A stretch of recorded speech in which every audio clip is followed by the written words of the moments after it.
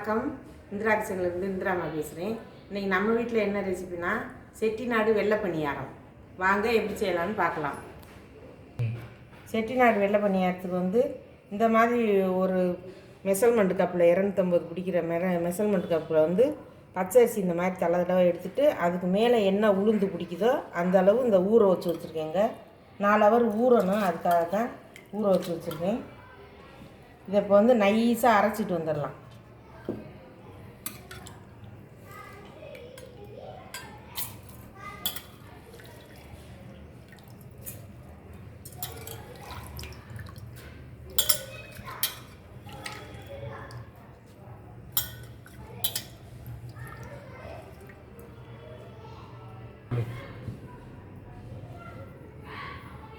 இந்த தேங்காய் பூங்க ஒரு 3 ஸ்பூன் தேங்காய் பூ திருவி வச்சுருக்கேன்.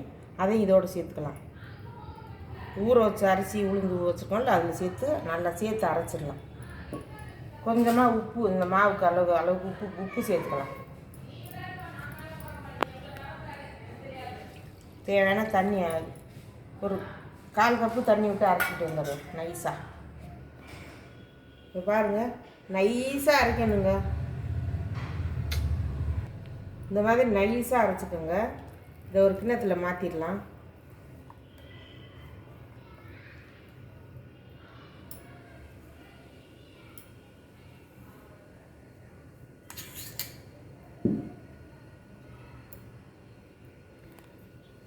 இது ஒரு ஓரமாக இருக்கட்டும்.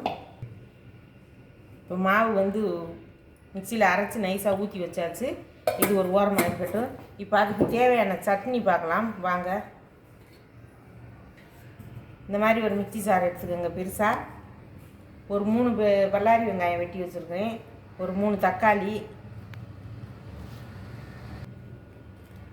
காஷ்மீர் மிளகா ஒரு 7 மிளகாய் எடுத்து வச்சுருக்கேங்க.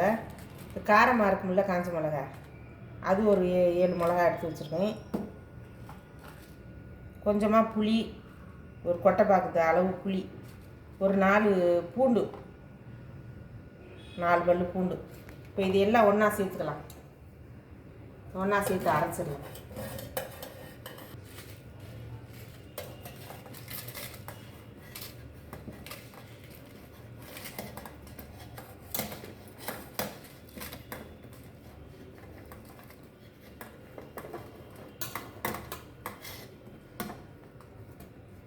இதெல்லாம் ஒன்றா சேர்த்தாச்சுங்க. இதை நல்லா நைஸாக கொஞ்சம் கல் உப்பு சேர்த்து ஒரு ஸ்பூன் கல் உப்பு சேர்த்து அரைச்சிக்கிட்டு வந்துடலாம். இந்த மாதிரி நைஸாக அரைச்சிக்கோங்க. தண்ணி ஊற்ற வேண்டாங்க. தண்ணியெல்லாம் ஊற்றாமல் தக்காளி வெங்காயத்தில் இருக்க தண்ணியிலே அரைஞ்சிரும். இந்த மாதிரி நைஸாக அரைச்சிக்கோங்க. தேவைப்பட்டால் உப்பு போட்டுக்கோங்க. காரம் வேணால் மிளகாத்தூள் பத்தலைனா அதுக்கு தனி மிளகாத்தூள் போட்டுக்கலாம். அதை பற்றி தப்பு கிடையாது. வாங்க, அதுக்கு ஒரு தாளிப்பு கொடுத்துடலாம். சட்டி வச்சாச்சுங்க, அடுப்பு பற்ற வச்சாச்சு. நல்லெண்ணெய் தாங்க இதுக்கு ஊற்றணும். நல்லெண்ணெய் ஒரு 5 ஸ்பூன் அளவுக்கு விட்டுக்கலாம்.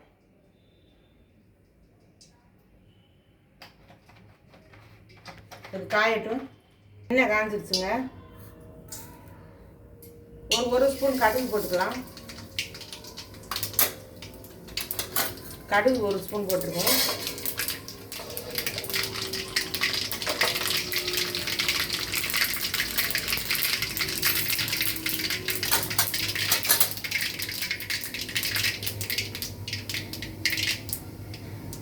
ஒரு ஸ்பூன் உளுந்து,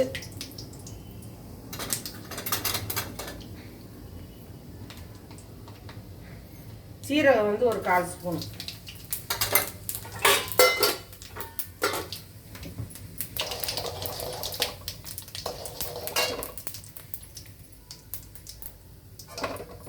ஒரு பெருங்காயத்தூள் ஒரு 1/4 ஸ்பூனுங்க.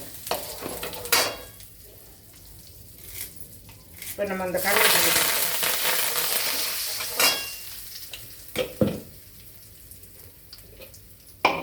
நல்லா கருவேப்பிலை பொரிஞ்சிருச்சு, எல்லாம் நல்லா சிவந்துருச்சு. நம்ம இப்போ இந்த அரைச்சி வச்சுருக்கிறத சட்னி ஒழிக்கலாம்.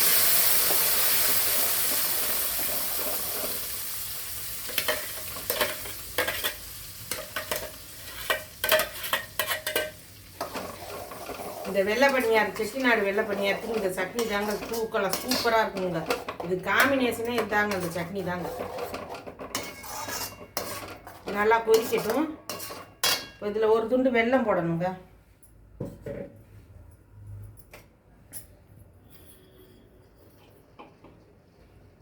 வெல்லம் வந்து இந்த 2 கொட்டைப்பாக்கு அளவு வெல்லம் இதில் போட்டுருங்க. இது நல்லா எண்ணெய் பிரிஞ்சு வரட்டும். பிரிஞ்சு வந்து நான் கொட்டும்போது உப்பு காரெல்லாம் பார்த்துக்கலாம். பார்த்துட்டு நான் உங்களுக்கு எடுத்து வேறு மாற்றி வச்சுட்டு காமிக்கிறேன். வாங்க இப்போ சட்னியை பார்க்கலாம். சட்னி பாருங்கள், நல்லா வற்றி அந்த எண்ணெயெல்லாம் பிரிஞ்சு வந்துடுச்சு பாருங்கள். இந்த மாதிரி நல்லா பச்சை வாசனை போகிறதுக்கு நல்லா கெட்டியாக நம்ம இந்த மாதிரி தாளித்து விட்டுக்கோங்க.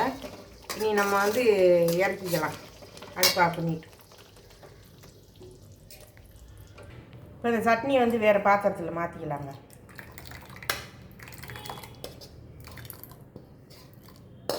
என்னடா கொஞ்சோண்டு மாவுக்கு இவ்வளோ சட்னி அரைச்சிட்டான்னு நினைக்காதீங்க. நான் இட்லிக்கு போட்டிருக்கேன், நாளைக்கு காலையிலேயே எனக்கு வேணும், அதுக்காக சேர்த்து இந்த சட்னி வச்சுருக்கேன்.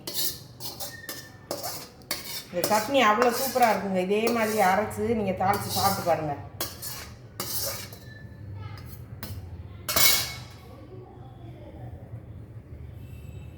இந்த மாதிரி இருக்கணும் கெட்டியாக.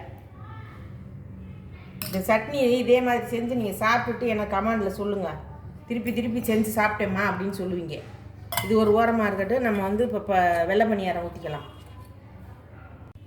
அடுப்பை கொஞ்சம் சிம்மில் வச்சுக்கோங்க. எண்ணெய் நல்லா காஞ்சிச்சு. இந்த மாதிரி மாவை வந்து இந்த மாதிரி பக்குவத்துக்கு வச்சுக்கோங்க. இப்போ இதை வந்து ஒரு 3/4 புளிக்கரண்டி எடுத்து இப்படியே ஒரே இடமா ஊற்றி விட்டுறலாம். அதுவே மிதந்து வரும்.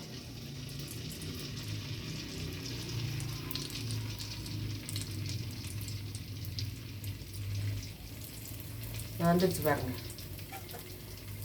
நம்ம ஒன்றுமே பண்ண தேவையில்லைங்க, அதுவே வந்துடும்.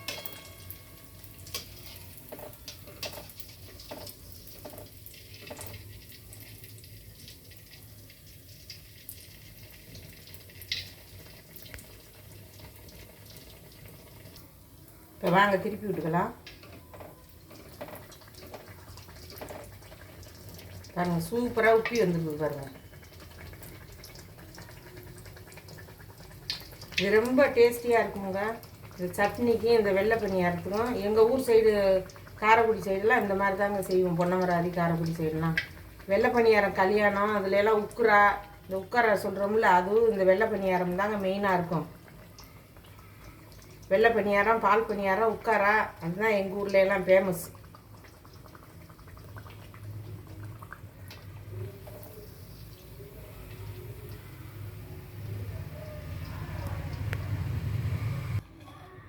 இந்த மாதிரி 3/4 கரண்டி எடுத்துக்கோங்க. மாவை இந்த மாதிரி கலக்கி விட்டுட்டு இப்படி 3/4 கரண்டி எடுத்துக்கோங்க.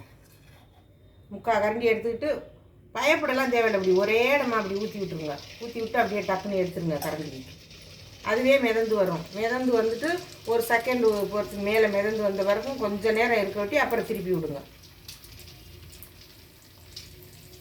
அதுவே வருது பாருங்கள் உப்பி. அவ்வளோதான், வருது பாருங்கள். கொஞ்சம் நேரம் இருக்கட்டும். கொஞ்சம் நேரம் இருந்தோடனே திருப்பி விடணும். ஏன்னா கீழ்ப்பாகம் வந்து கொஞ்சம் மாவாக இருக்கும்ல, அது உடனே திருப்பினீங்கன்னா ஓட்டை விழுந்ததுன்னா மாவு வெளியே வந்துடும். இது கொஞ்சம் நேரம் இருக்கவும் நம்ம திருப்பி விட வேண்டியதான்.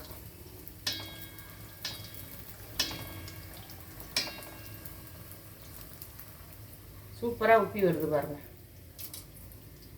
இப்போ நம்ம திருப்பி விட்டுக்கலாம். இதே மாதிரி எல்லாத்தையும் சுட்டுட்டு உங்ககிட்ட காமிக்கிறேன்.